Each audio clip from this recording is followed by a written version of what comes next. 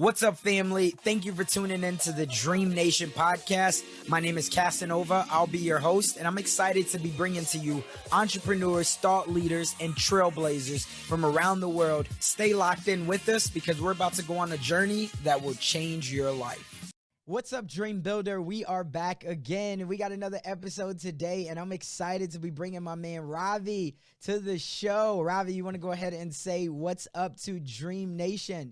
DreamNation, what is going on? Thank you guys so much for having me on here. I'm looking forward to a kick-ass episode of dropping some value to you guys. Man, absolutely. That's what we do every single time. So we talked a little bit before we came on air about your story, and I think you got a phenomenal story, but even better that you have the results. So many people, they have a story, but they don't have the results. Now you have the best of both worlds. So let's talk about that. When you first got into the business, tell us about why did you decide to even venture into real estate in the first place?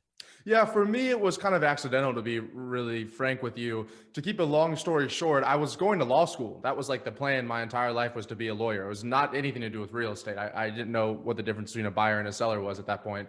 And right when I graduated college, I was getting ready to study for law school. My dad was diagnosed with stage 4 lung cancer. I know you and I had a conversation about your battle with something similar as well. And so that threw me for a loop. And so instead of, what I was going to do, we talked about my hometown in Destin, Florida, which was like lay on the beach all day, study for a year for the LSAT, and then go to law school. I ended up moving to live with him in Atlanta, Georgia, which is what everybody wants to do right after they graduate college, right? Move right back into the parents. And I ended up going to chemo and radiation with him 5 days a week. That was 4, 6, 8-hour days inside of the hospital. And I'm studying for law school at the time. And at the end of the entire event, was about a year long.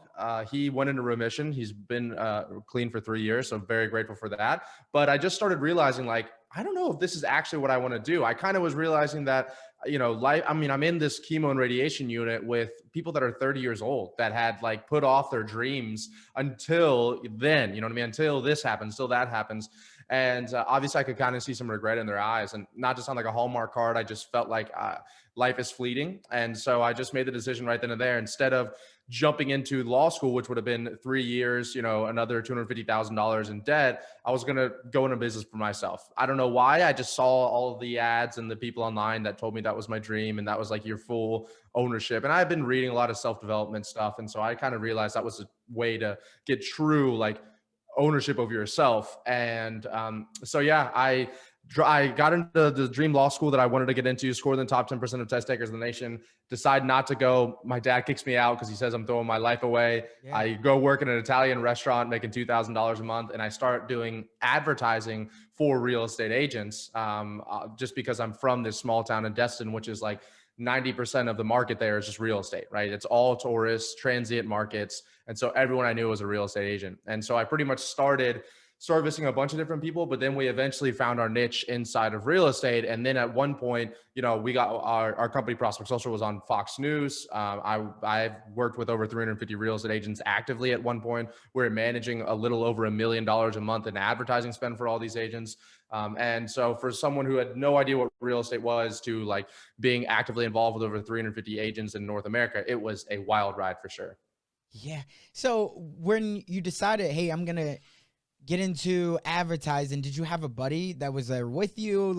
Or did you just go cold turkey and then you're also going to hire? Because there's one thing to have a skill and your skill, but then all of a sudden when you start building a full-fledged company and you got to hire, you got to develop culture, leadership, all those things, that's a lot for anybody, regardless of your age. And it sounded like you were pretty young at this time. Yeah, I was about 22, 23 when I launched it. I was at 24 when we hit our first 7-figure year. So it was I was definitely unprepared, as you can say. But as you know, when are you ever really prepared, right? Nice. My favorite quote is action leads to insight more often than insight leads to action. So I just knew that I would figure it out as I went. And for me, it had a lot to do with, I actually would just pay people who were already doing things inside that industry to teach me what they were doing. Or I would go and kind of research what my competitors were doing. I would get on the phone with Zillow, Premier Agent, and I would get on the phone with OpCity and Realtor.com, and I'd try to figure out what they were offering and where were the holes in the market. And based on what I knew from who I talked to, what were they unhappy with people doing? For example, which I'm sure when we get into some of the tactical stuff, I'll get in later, but we were one of the first advertising agencies to offer an inner service agent included with lead generation. So very quickly, I realized that just sending leads was not enough to my real estate agents because they weren't calling them. I mean, it wasn't necessarily all their fault, right? We're sending 100 leads a month. They're coming in, 88% of leads come in after 5 p.m. before 9 a.m. You have to have contact with them in the first 5 minutes. And this is on top of all the other stuff a real estate agent has to do. So I knew that they couldn't continue to do it. And just like me pointing my finger and saying, well, you're supposed to call them, it just wasn't working, right? They were just blaming me. I was blaming them. So long story short, one of the things that we did to really separate us and like grow, and this is where I learned there was a gap in the market, was bring an in-house qualification center that would call these leads, call, email, text 12 times in 8 days to figure out, are they qualified? Are they a buyer or seller? What's their price point? What's their time frame? Are they pre-approved? And that really let us take off from the pack there. And it was pretty much just me and a virtual assistant up until we were at about $500,000 in annual recurring revenue. And then I started hiring salespeople, and then I hired a media buyer. But we kept it pretty lean, pretty long. So how were you doing the prospecting though? Was it just like DMs? Was it cold calls, cold emails? Because real estate agents, they're being sold something all day long, right? So a big opportunity for them to say no every single time, because when you hear it and it's like, hey, I can help you get on the front page of Google or, whatever it is. So for you, how did you break through that? Yeah, that's an awesome question. And it's super interesting, right? Because you're right. There are obviously, I think it's the most saturated industry out there. I think I feel bad for real. And I opened up a real estate brokerage at one point. So I got the same ads, the same emails, the same letters in the mail. So I get it. I really do. But I think a few things. So in my other company, Scaling with Systems, where we help business to business companies grow, one of the things I talked about inside of there is like when you're entering a really saturated market, one of the ways you can differ yourself is through a mechanism, right? So it's not just like, hey, we're going to help you close more deals, but instead it's like, hey, we're going to help you close more deals by never having you have to call a lead again. Right. Mm-hmm. I was one of the first people to bring that inside this market. And like now it's obviously commonplace for Zillow and almost everybody to have it, but we were one of the first people to do it. So now it was like, oh, here's this thing over here. Everyone has promised me close deals, but now this guy's promised me close deals and I don't have to call 50, 80, 100 leads every single month. And so that was our differentiator. And we just leveraged that and went all in on that. And, we had ads, we had cold email, we had everything else out there in order to get it. And then the best thing really was that we actually delivered results, right? It was like our average client was staying with us for 7 months, which, and it was a month-to-month contract. So, in real estate, if you get someone past month 1 and you're month-to-month, that's impressive. Right. And so our people were there for 7+ months because they were getting results. And so we just had the case studies and the testimonials to back it up. And then once like Fox News picked us up and a bunch of other places, it was kind of like wildfire, to be honest. And that's how we scaled to the 300+ agents in just a little under 2 years. Yeah, no, that's so crazy. And so how many years ago was that? Because you say you're about 23, 24. How many years ago was that? So that was now. that was about 2018. End of 2017 and end of 2018 is when I started scaling Prospect Social, excuse me. And then 2020 last year was when I closed down the direct to consumer or direct to real estate agent department inside of there. Now we only sell to, like I told you earlier on, larger companies that are buying hundreds of thousands of these leads every single month from us. And then they resell them to, honestly, probably a lot of people that are listening on this call right here. So that was, it was just getting a monster that I couldn't control. I wasn't really enjoying my life that much anymore, to be honest with you, trying to manage 350+ people. And so we just brought it down to 12 and I'm much happier now. Yeah, no, man, that's super solid. Now, the thing that sticks out in my mind and that's ringing in my ears is for you to be able to scale like that, you obviously had to have systems, right? And this kind of goes into it because I believe that you have a company which is built off of, systems, which is great. But how did you start to develop the systems to even be able to scale like that? Because it sounds like now people are really just starting to get into automation and systems over the last year, 2 years. But it seems like you were an early adopter in that as well. Where did you first start to learn that like I needed systems, and on top of that, what were the systems that you were using early on to try to scale? Yeah. So both for myself and my clients, I've learned, it wasn't quick that I learned the power of systems and automations. Like my first few months in business, I was making about $9 a day if I did the math backwards inside of my company. So it was not anything to brag about. That's why I worked at an Italian restaurant while I'm trying to figure it out.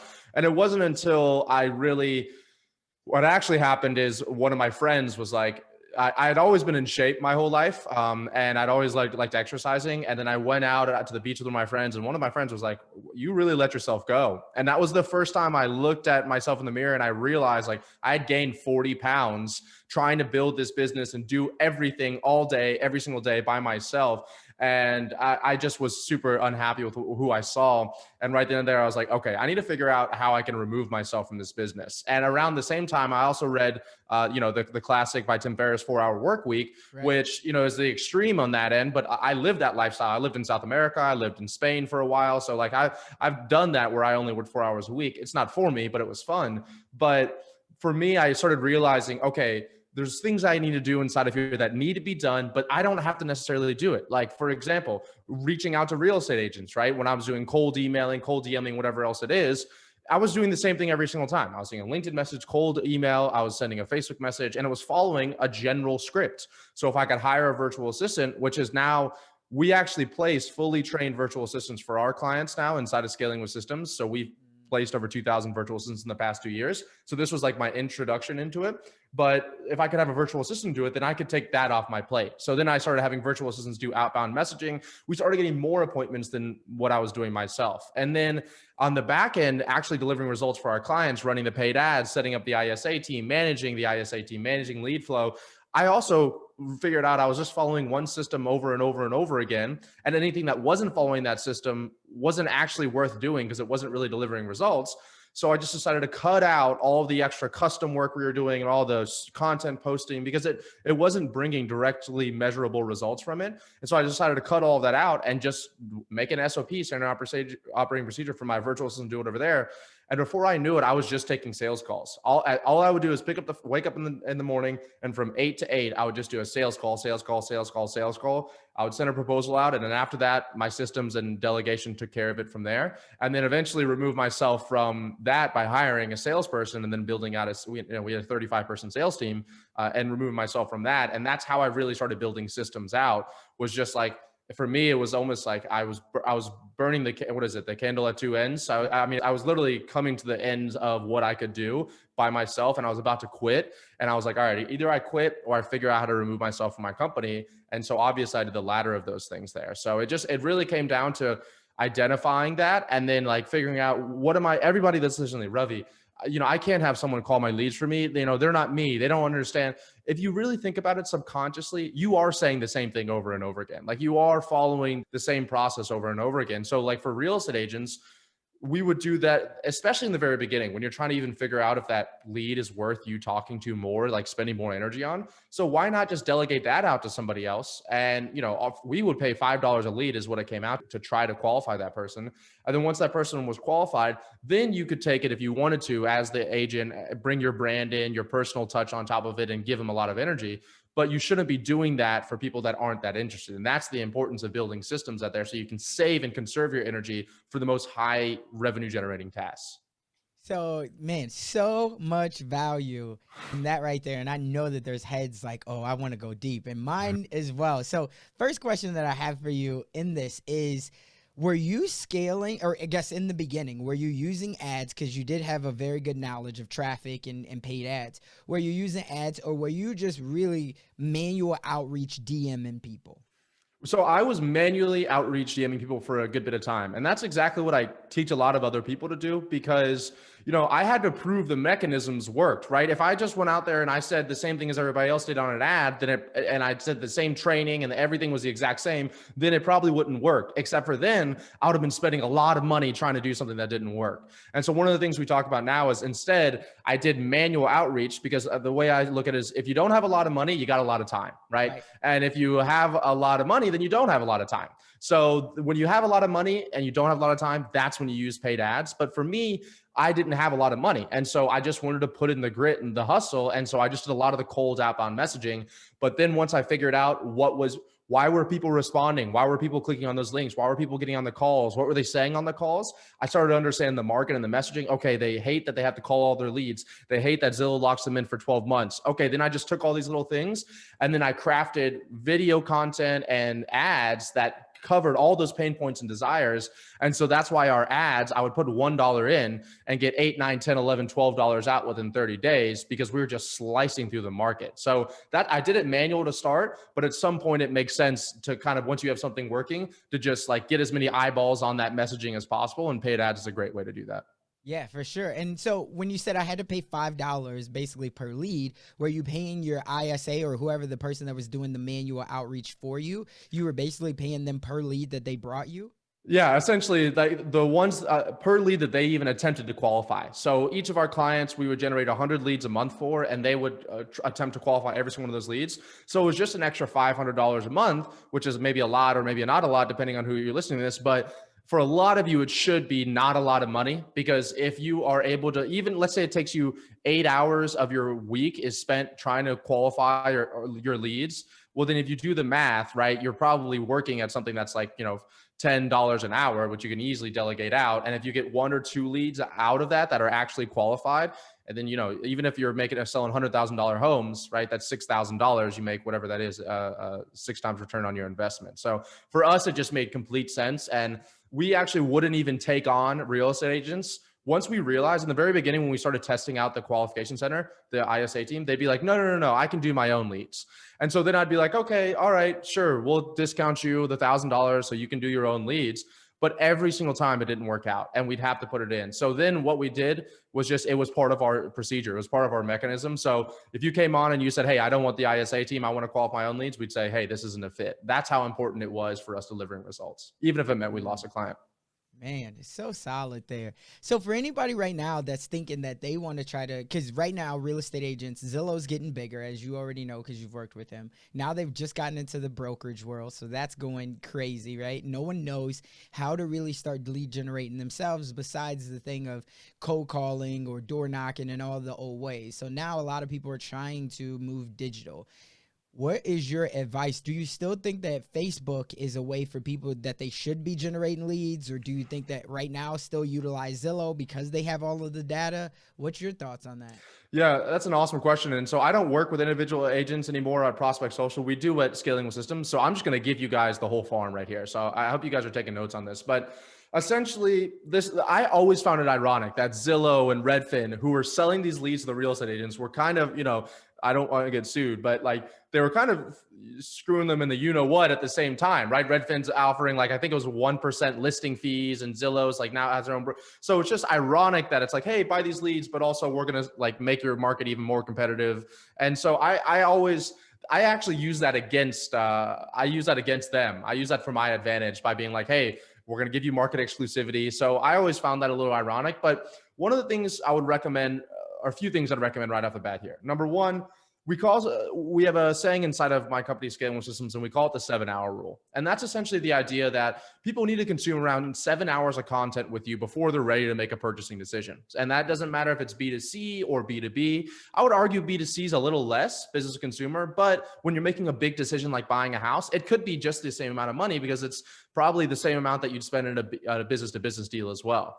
So one of the ways you can do that is by just manually trying to get the 7 hours in, calling them, texting them, getting on as many buyer listings as you can get on, going to as many open houses you can get on, but that's really not scalable. So what the first thing we want to kind of set up, because it's not going to bear fruit right away, but it is something that's going to become an asset later on, is starting to really create valuable pieces of content that you can direct your potential leads or home buyers or home sellers to, right? So I'm not saying you have to be like Ryan Serhant and post 15,000 videos every single day, but it does help if you have a few core foundational pieces that are people can look up to and learn something from. They actually get value from. Every single week you talk about what's on the market, what's off the market. Or if you're an investor, you talk about, how your portfolio is going, if you're trying to get more investments, or if you're trying to get distressed sellers, you're talking about how quickly you can turn their house into cash pretty much and why it doesn't make sense for them to keep it. And so then you can start becoming this authority inside your industry. And at the same time, people are starting to get to know you more and more. So people that are listening to this right now, they're getting to know Ravi Bhuvala a lot more. And I'm not necessarily looking at them in the eye direct like I am with you and having the conversation, but I'm providing value. And because of the law of reciprocity, some of them might want to be like, hey, how can I speak with Ravi a little bit more? So you guys should do the same thing inside your business. Like, how can I create, even if it's one piece of content every single week, but like, I just need to put it on my Instagram, my face. You don't even know who's following you and don't even care about like subscribers or followers and none of that matters, right? It just is like, put it on there, because what's going to happen is, let's say we run paid ads, which is eventually going to be the goal, right? Or you say you're speaking somewhere, or, someone says, oh yeah, Ravi is an awesome guy, you should check him out. What's the first thing everybody does whenever someone says that, right? They Google you, Instagram you, Facebook you, YouTube, whatever it is. And if it's like cobwebs, or you're using your brokerage website to represent you, it's over. But if like, especially in the sea of real estate agents where the majority of people are doing that, if you actually, someone types that in and there's like useful piece of content, how to buy a home during, I'm not going to say the word, but during a pandemic, or how to sell a home during a pandemic, right? And so if you have a really valuable piece of content, they're going to watch that. They're going to get to know you a little bit better. And then they're going to want to potentially reach out and work with you. And so you create that core foundational content. And then we just try to get as many eyeballs to that content as possible. And that could be through, paid ads. That could be through like going to local events around your area. That could be through cold email. That could be through newsletters for your warm email list. But that's essentially the idea, is after you create the content, all paid ads is eyeballs. It's just like, hey, how many more eyeballs can I get to this? And let's say you create this great piece of content.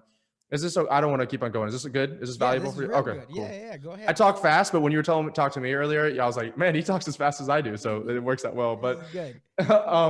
So like, let's say you have a piece of content, you put it out there, and it's like how to buy a home during the pandemic. And a few people that you just posted on your Facebook, your Instagram, your LinkedIn, your YouTube, not a lot of followers, but a few people do reach out. Hey, James, this was so helpful. Thanks so much for this. I am actually looking to buy a home right now. Can you help me out? Well, you knew that, let's say 100 people watched that and one person wanted to reach out with you and potentially buy a home with you. So then if we have that piece of content that we know that converts, like I told you earlier, just doing free methods like posting it online or sending it to some friends and family, then we just use leverage to get more eyeballs to that. We know 1 out of every 100 eyeballs will message us roughly, right? And then, 2 out of every 10 of those people that message us will actually buy a home. So then we go, how many more eyeballs can I get on this? And what's the best way to get eyeballs on there? And the easiest way is really paid advertising, because the alternative to that is like growing a following online, like Ryan Serhant, or like doing like YouTube channels, whatever else it is. And I still think people should do that. It just takes so much time. But if you could have like a valuable piece of content, like let's say that example that I gave there about the video during the pandemic, and then you're running an ad to that, $10 a day to everyone in your 20-mile radius around of where you are on Facebook. And all it is just like hey, send me a message if you want some help to learning a little bit more information. You will be shocked at how many people actually send you a message. And then we have our ISA person managing that Facebook Messenger or your phone or whatever else these leads are coming into. And they're filtering through, because there's going to be a lot of garbage that comes through there, people that aren't ready, whatever else it is. And then they come down and they say they're actually able to get 2 out of every 100 people to actually to message you, right? And or they're able to get 4 out of every of those 10 people that message you to actually buy a home from you. And so then they're going to qualify down, and then you're just dealing at the bottom of the funnel with the people that are looking to actually buy a home during the pandemic. And then eventually you get a buyer's agent, you run a team, you remove yourself from that, and you're fully removed from the whole system. Man, that's definitely the method, the scale. But a lot of people, they're going to say, well, you know what? Facebook ads, they're hard for me, right? And then everybody's telling me I need funnels. Everybody's telling me like, where should I start at? Because it seems like it's still a lot. If I just generate this one piece of content and I put it out there and I get one person, but how do I start to scale this? Do I need to hire someone to run these Facebook ads to scale it? Or is there one place that I could go to probably learn how to do this myself that it's not going to basically make me come, what's the word that I'm looking for? That's really not, because it's going to be overwhelming for a lot of people. If you've never done Facebook ads before, you're talking dynamic creatives and you're talking all these different things, they're going to say, this is too much for me. I just want to sell houses. I get that. I really do. And it also depends, like, all right, you just want to sell houses. Well, this is kind of what you have to do to be able to sell houses. Like I also just want to be a millionaire, but like, I have to do the work to become a millionaire as well. So, not to knock anybody that's listening to this, but I get what you're saying. I really do. Here's my advice. First thing you should focus on is actually, ironically enough, building out that back-end system.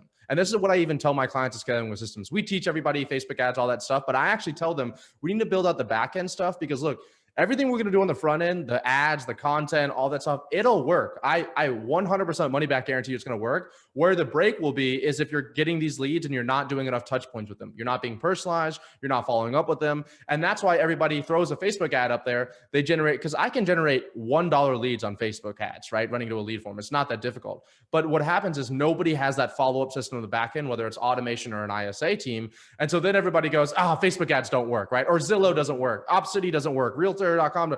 And it's like, what's the constant in all of these things? Unfortunately, it's you a lot of the times. You're the constant in every single one of these lead sources not working. And so if you can work on that back end where it's like, okay, once I have someone that sends us a message or calls this number, I know that I have a system or a team in place that's going to get them all the way to the point. Either one of my sales reps calls it buying or crying. Either they're buying or crying at that point, right? Either they're a good fit and they're going to come and work with you, or they're not, right? And they're just going to keep on watching you from afar until they are. And so once you have that in place, then you shoot the content, and then the traffic source of the content, you have a few options of learning it. Number one, you can pay somebody like myself who teaches people to do it. Number two, you can pay somebody else to do it for you, which is okay. I'm an advertising agency, so it's like, but you're going to fall in a cookie cutter thing that everybody else is in. So, I think that paid advertising is probably one of the most valuable things you can learn as a business owner. I don't care what business you're in. It's just like, it's client acquisition, which should be the number one reason, like as a CEO, the thing that you're focused on, or you're not going to have the ability to even sell houses. So I'd recommend either paying someone or go to YouTube and type in how. I have a great YouTube video training with like over 10,000 views on. I pretty much walk through this whole thing in depth, but how to run ads. I show the entire copy as a real estate agent or a real estate investor, and you can just learn it for free there. You don't have to pay anybody for that, but you don't need funnels. You don't need all the complicated stuff. You don't need everything else. Everybody's trying to tell you something. Everybody's trying to sell you something. I'm not going to do done for you ads for anybody that's listening to this. So I have nothing to lose here. So I'm just telling you guys, the more complicated you make it, the less likely you're going to stick with it, the less likely it's going to work. So just keep it as streamlined as possible. And I'll tell you, some of the most successful campaigns I've run for years when I was running the advertising agency was a really great piece of content that led to a lead form on Facebook that just asked for name, email, phone number. I didn't have to create a website, just stayed on Facebook. And then whenever they submitted that went to my ISA team. And we were generating $2 leads. We were getting our ISA to qualify them for $5. So $7 every single time we generated and had them qualified all the way through.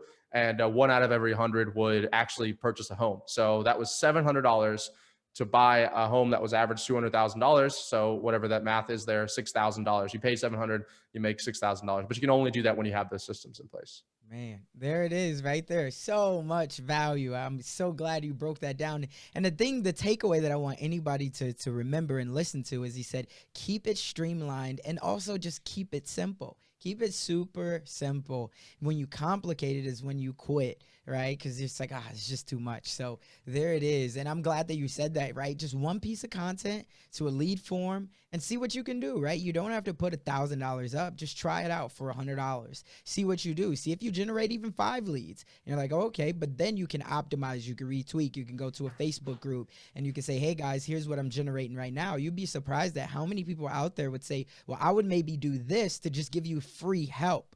Right. So I love that you said that. Hopefully somebody hears it and they say, well, that's what I'm going to do this afternoon. And maybe they generate leads and then they come back and they say, Revy, this works. This works. This is the greatest thing I ever heard. So, man, so fire. Talk to me about you now so much wiser than when you first started. Let me ask you something. Knowing what you know now, if there was one thing that you wish that you would have implemented sooner to accelerate your path to where you are today on your dream, what would that one thing be? Yeah, it's a great question. I think for me, honestly, it's not being afraid to invest back into myself and my business. I think that anybody that comes from any kind of background where you don't have a lot of money, it's very natural for when you start making the money to just, as they say in crypto, hodl, right? You just hold on to it for dear life. You're just so afraid that everything's going to disappear. So you're like, I need to keep all the money that I can. I don't ever want to deploy it. And that's typical. And that's what I did in the beginning of my business. And I was afraid to hire people. I was afraid to pay people to learn how to get ahead. I was afraid to pay for paid advertising. Even though I was doing it for my clients, I was afraid to use it for myself, right? I was afraid to pay to go into masterminds for other people. I was afraid to get paid to get knowledge to information or access to information, excuse me. And so it just was like a mindset issue. But I was putting money into the S&P 500. I was putting money into real, and it's like, okay, great. That stuff could get you an 8%, 10%, maybe 10, 20%. You're talking about real estate investing return on your investment in 6 months to a year to 2 years, right? But you have something here in your business where you could pay for a ISA team. And even if it's 500, even if it's $1,000 a month, but they're helping you get an extra, let's say 2 deals, 3 deals a month, well, then you're 2, 3, 4 timesing your money in 30 days, right? Right. It's just the way that we're conditioned, I think, is to like, we're too afraid to bet on ourselves, right? It's like, okay, we got to put the money with the banks who's going to pay us 0.000000001% interest. And then they're going to load it out 15 times. But, Right. that's a conversation for a different time. But I think if you're listening this year, just don't be afraid to invest. And look, even if, let's say you take Revi's advice and you spend $500 in ads, spend $500 on an ISA person, and it doesn't work out, well, then you can cross that off the list. You tried that out and it didn't work out, right? But like I said, my favorite quote is action leads to insight more often than insight leads to action.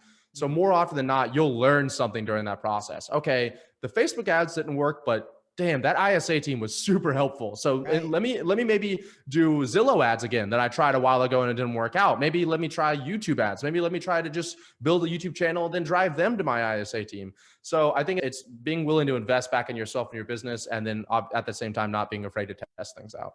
Man, action leads to insight more than insight leads to action. Did I get that right? That was exactly it. Yes, sir. Man, I got to keep that one. I'm going to steal that one. I'll make sure I give you credit, though. I actually don't know who originally said it. I'm not going to tell you guys that. Someone's going to Google it and fact check me. I don't know who originally said it, but I love it. Oh, good, man. If you could have lunch or even dinner with one person, who would that one person be, dead or alive? Who would it be? And more importantly, what one question would you want to ask them? Probably I've never, I hear this is, it's a little of a cliche question, but it's a great question. That's why it's used, but I've never been asked it in my entire life. So, I think I would probably say Winston Churchill. I think I have a lot of respect for that guy for what essentially he did during, I mean, he was the only person that pretty much thought that the Allies would win World War II, even when, you got the Battle of Blitzkrieg, you got everything coming down. I think the end of England's going to happen. So I think I would have dinner or lunch with Winston Churchill, and I would pretty much ask him, how he faced so much adversity. I like asking open-ended questions, kind of like what we did in this podcast here, because I don't want to give like a yes or no question, especially if you only have one chance to talk to someone that's dead. So I pretty much just ask him, how are you able, in the face of so much adversity, to have almost to the point of ignorance where people were like, this guy is delusional, thinking that we need to surrender, we need to give up. And he's like, no, we need to press on. We need to put more troops inside of it. Like how, when the entire world, common sense is telling you to give up, did you keep on pushing through? And then when it did work, were you not like, see, I told everybody, but instead just went right back to business as usual, right? How to have the humility to be able to do that? That's what I'd be interested in. Yeah, man, such a great question. And I always love to ask it, just like you said, it is cliche, but I'm always interested because when people have a lot of success, there's somebody that's always inspired them.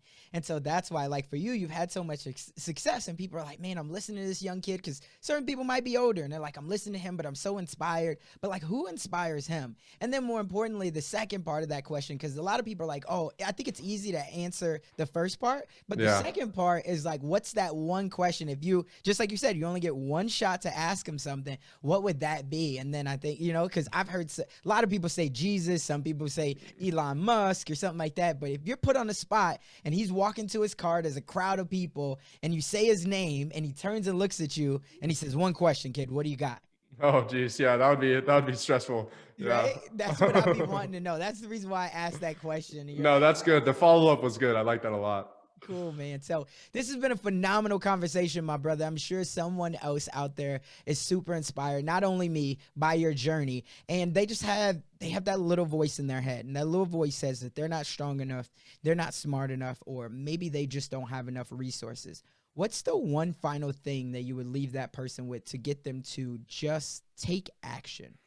So one of my favorite quotes is by Steve Jobs, and I'll butcher it a little bit, but it's pretty much, everything becomes easier in life when you realize that everything around you was built by somebody not much smarter than yourself. So I am not that smart. I'll be really frank with you guys. Like, I did not come from an advertising background, did not come from a real estate background, did not come from a business background.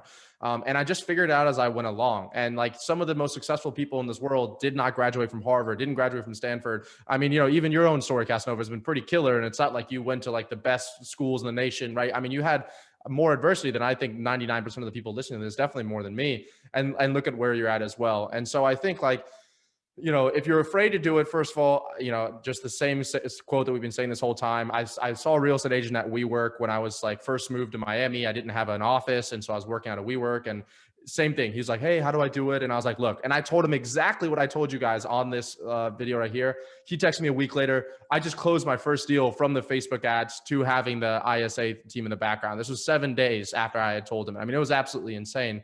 And it was an action taker. It was because he actually did it. So like the person that's listening to this right now, the only difference between maybe Casanova, yourself, maybe me and yourself, if you're at a place that you're not happy with, I'm not going to make any assumptions here, or if you're not getting the leads you want to, the money you want to, it's pretty much just action. That's literally what it just is. And so like you can sit there and be like, well, what is Ravi's credentials and does this actually work? And like, I like Casanova or whatever, or you can just go out and do it and then just like actually see what happens. And, you almost always, if you have the right mindset, learn something from it. I've lost hundreds of thousands of dollars in investments, but I didn't really lose it because I learned, not to believe if something's too good to be true, because it probably is, right? Not to trust somebody who came out of nowhere and promised you the world.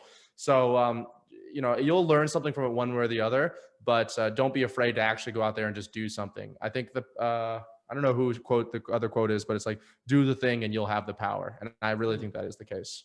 Yeah.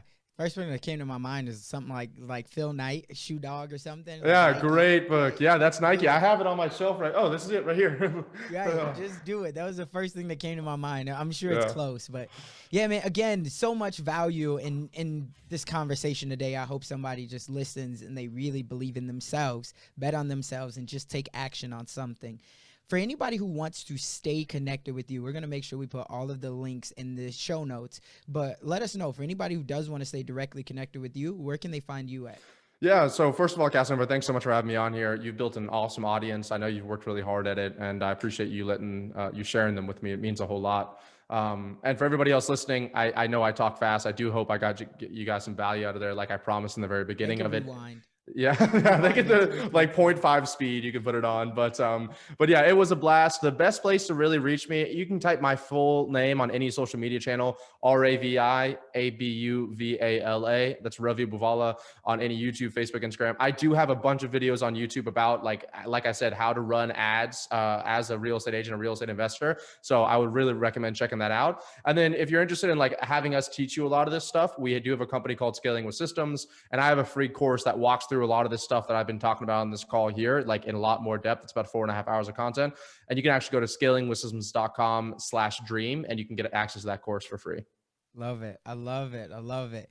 Man, thank you again. If no one else has told you today, my brother, I want to be the first one to say thank you, and I appreciate you.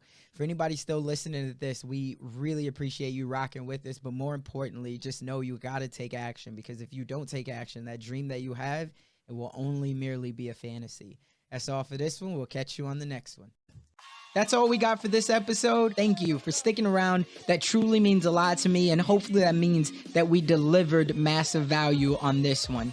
If you haven't already, the way that you could say thank you to myself and the team is just by heading over to iTunes and leaving a review and a rating. That's what iTunes loves to see. That's how we get out there even more, and I would definitely be grateful for it. I know the team would as well. Do me a favor and head on over to DreamNationPodcast.com. That's where you're going to be able to find all of the resources that we talked about in today's episode, as well as more exclusive content. And you'll also be able to sign up to our email list where we have more exclusive content. And we always love to hear the feedback from you all, because you're our tribe. So remember, in the dream we trust, we'll see you on the flip side.